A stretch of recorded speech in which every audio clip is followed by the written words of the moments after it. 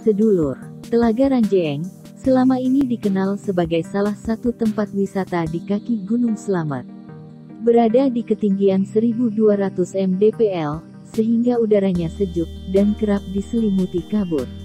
Telaga Ranjeng ini masuk wilayah Desa Pandansari, Kecamatan Paguyangan, Kabupaten Brebes.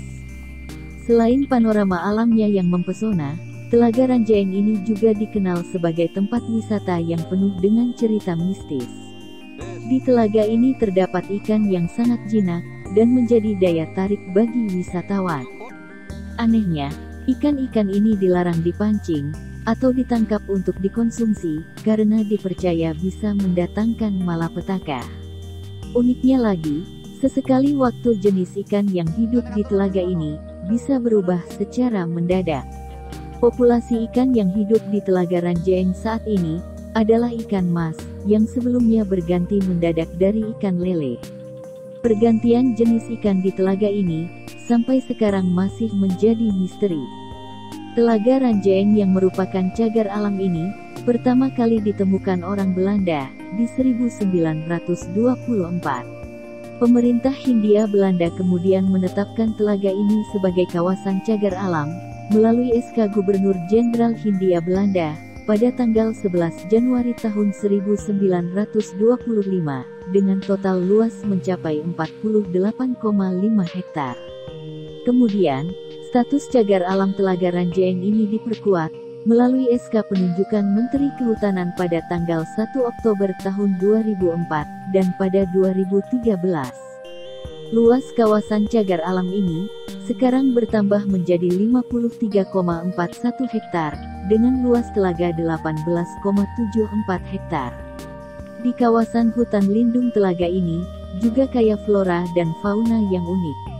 Berdasarkan hasil penelitian, diketahui ada 40 spesies tanaman, dan 23 spesies hewan, yang hidup di kawasan cagar alam Telaga Ranjeng.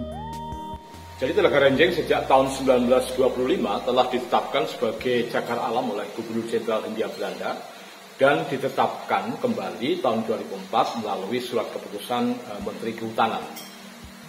Telaga yang luas arealnya 18,5 hektar itu ternyata ini menarik karena di situ ada 51 hektar itu ada kawasan hutan lindung, dan di Telaga Ranjeng itu merupakan salah satu bentang alam yang tidak hanya berupa kekayaan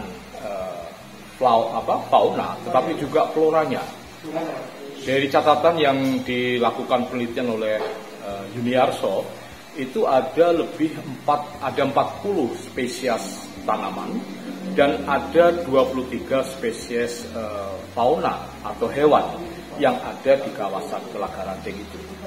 Nah, telaga ini juga dipercaya mempunyai mitos yang kuat, termasuk dipercaya menjadi tempat tinggal sejumlah makhluk halus. Salah satunya, mitos Raja Ikan Lele, karenanya ikan lele menjadi ikon Telaga Ranjeng.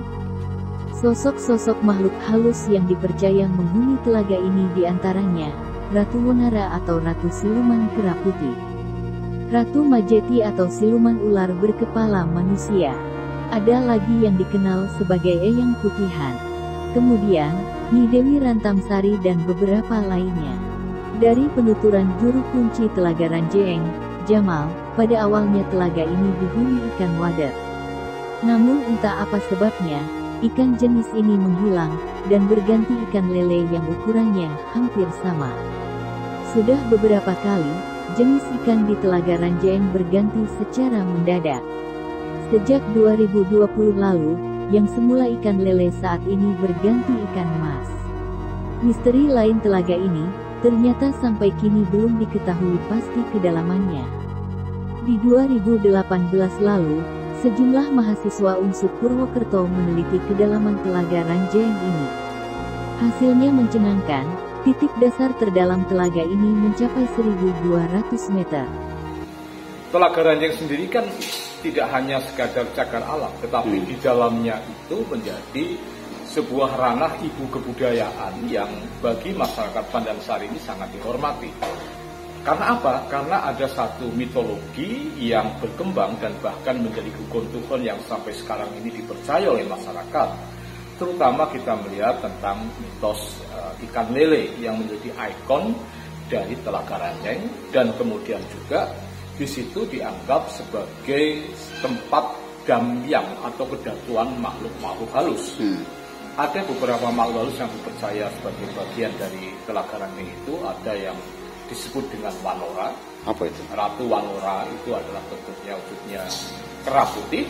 Kemudian juga ada ular berkepala manusia, dan kemudian juga beberapa damyang lainnya yang kemudian dijadikan sebagai bagian dari mitos Telaga Ranjeng. Ini yang menarik, ikan di Telaga Ranjeng itu ikonnya kan lele. Namun penelitian dan penuturan masyarakat sejak tahun 2008, ikan lele ini mengalami penurunan, dan detik ini yang ada di Telaga Ranjeng itu adalah ikan emas dan ikan klaper yang seperti mujair. Ada beberapa. Terlepas dari mitos yang sampai sekarang dipercaya masyarakat, Telaga Ranjeng merupakan cagar alam yang ramai dikunjungi wisatawan. Ini karena pesona alam dan keunikan habitat ikan yang hidup di telaga itu. Tim Kanal Brebes TV melaporkan.